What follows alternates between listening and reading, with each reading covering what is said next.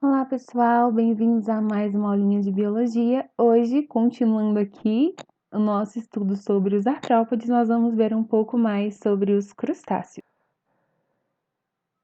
Os crustáceos, então, vai ser um grupo com diversos representantes aquáticos, como por exemplo, o caranguejo, o siri, a lagosta, o camarão, mas a gente tem um representante terrestre que é o tatuzinho de jardim, tá? Ele também é um crustáceo.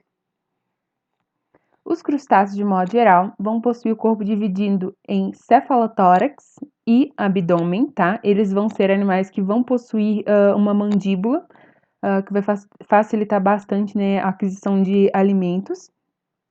Eles vão possuir 5 pares de patas, que a gente vai chamar de periópodes.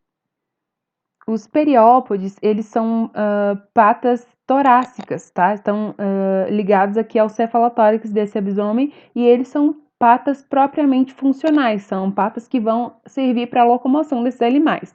Além desses 5 pares de periópodes, a gente vai ter também 5 pares de pleópodes, que são patas ligadas ao abdômen. Essas patas abdominais, elas não possuem a função de movimentação. Elas podem ter duas funções. A primeira delas é que algum desses pleópodes vão possuir brânquias, que vão auxiliar essas brânquias principais aqui na respiração, né, na troca gasosa.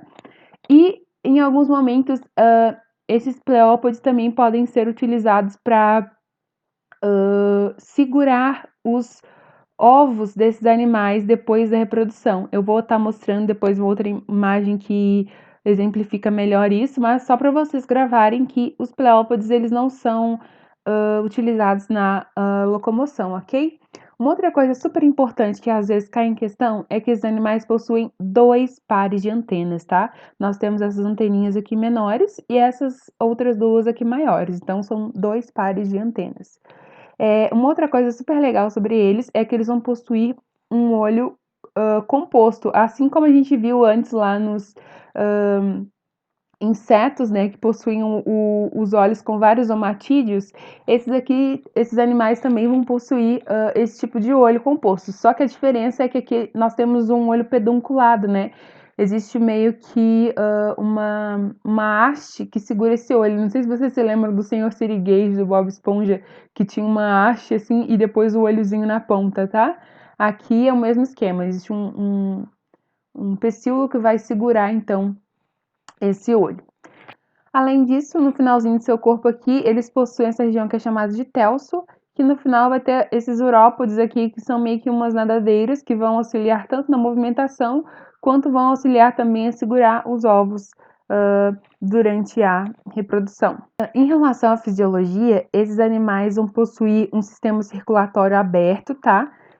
Eles vão possuir aquele pigmento azulado que é a hemocianina, tá? Que é uma molécula proteica associada a uma partícula de cobre. Vai ser o pigmento responsável por carregar o oxigênio dentro do corpo deles. Uma outra coisa interessante sobre eles é que o sistema, assim como a gente viu anteriormente, né? O sistema nervoso deles é um sistema nervoso ganglionar, tá? Então a gente tem aqui desenhado, né? O gânglio cerebral e outros gânglios nervosos ao longo do corpinho desse animal. Outra coisa importante sobre eles é que eles vão possuir estatocisto como aquela estrutura de propriocepção, né, de posicionamento do próprio corpo em relação ao ambiente, tá? Esse estatocisto, então, vai ter um estatólito ali no meio, e à medida que esse estatólito se movimenta, as células ciliadas vão percebendo essa movimentação e conseguem, então, se posicionar em relação ao ambiente. Uma outra coisa também super importante é que a excreção desses animais, eles vão ter como excreta a amônia, tá?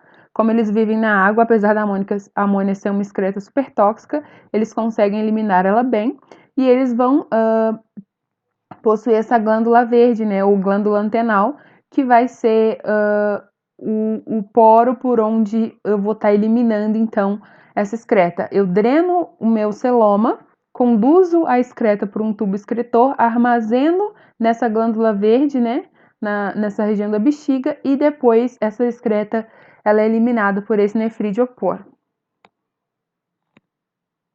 E em relação a fecundação, a gente está vendo aqui os periópodes, que são ligados ao cefalotórax aqui, que são para movimentação, e aqui os pleópodes estão meio que abraçando e envolvendo esses ovinhos. Esses animais, eles são dioicos, tá? Então, tem um macho e uma fêmea. A fecundação é externa, tá? O macho, ele injeta na fêmea o seu esperma. Esse esperma fica armazenado numa espermateca. E depois, quando a fêmea põe os ovos, ela vai eliminando esse esperma sobre os óvulos e a fecundação ocorre fora do corpo dela. Depois que ocorre a fecundação, se formam os ovinhos que são carregados, né, pelos pleópodes aqui. O desenvolvimento é indireto porque eles passam por uma fase larval. Eu coloquei até uma imagenzinha aqui para a gente ver. Então, tem os ovos, depois eu tenho uma primeira larva que é a anápolis, depois eu tenho essa outra larva que é chamada de zoea, depois eu tenho essa larva que é a mysis, e depois eu tenho um estágio intermediário ao estágio adulto, que o indivíduo já é praticamente similar, né, ao indivíduo adulto, depois ele só cresce, tá bem?